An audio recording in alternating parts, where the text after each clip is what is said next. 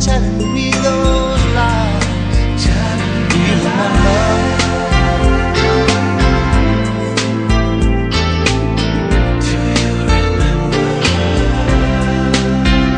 Do you remember?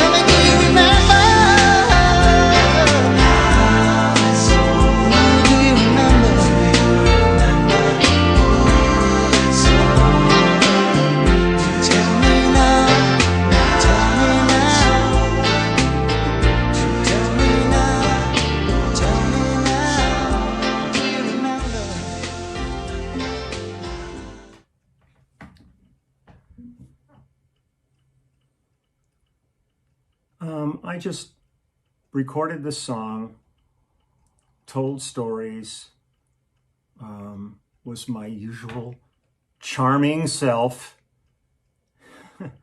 And then I went to play it back just to make sure everything worked okay before I posted it, and discovered I had just filmed the entire thing in slow-mo.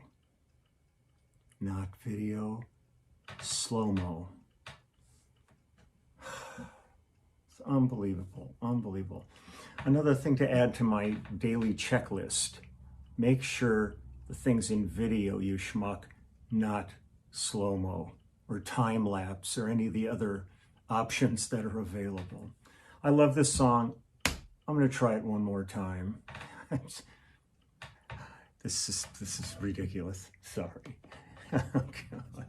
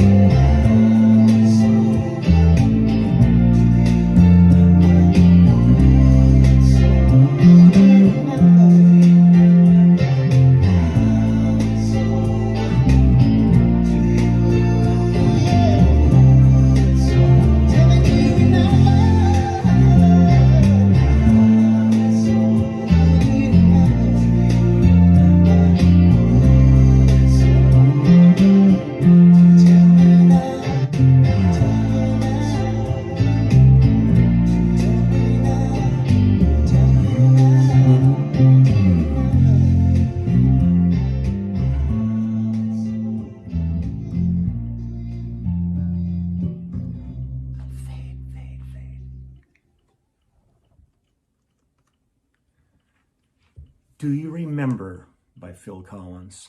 I've had people asking for that and Wish It Would Rain. So I'll get to that one too. The original tracks on the albums were by Pino Palladino, who's absolutely one of my absolute favorite bassists on this planet. I love his playing so much. He's such a great cat. And it was fun when we were in Cardiff, Wales with Judith Owen. His family has a restaurant, and I got to go hang out with his brother and his sister and his mom. And it was really cool. I got a great picture of them all standing behind the bar in the restaurant, giving me the finger. And I sent it to Pino, and he flipped. He thought it was the greatest thing. But I always loved there. I always loved being over there. In Wales is really a special place. Steve Jones, Pud, who's the production manager for Phil Collins, and it's been with Phil forever. He's Welsh, and he's real indicative of the spirit of the people of Wales. So I'm glad I got through that in real. I hope it's in real time. I won't know till I check it, but I'm assuming it's okay. I just couldn't believe it. I just went, because I told stories and I was doing some interpretive dancing and some naked ballet, all those things that I try to just raise the bar every day, and I lost it all. So I'm starting from scratch again. So I'm going to run out now, and I'm going to do yard work because over the next day and a half, it's supposed to jump up to about 108 to 110 degrees here for about 4 or 5 days, and I do not want to be out working in the yard when that happens. So I'm going to go out right now and take care of a whole bunch of stuff that needs to get done, and then I will just focus on the rest of the weekend. I think by the end of the weekend, we will be sending the book off to print, and I'm going to spend next week totally focusing on getting the Kickstarter program going and inviting everybody to come in there, because it's not donations. If you buy into the Kickstarter, you are getting the first run of books. You're buying them in advance is what that's all about.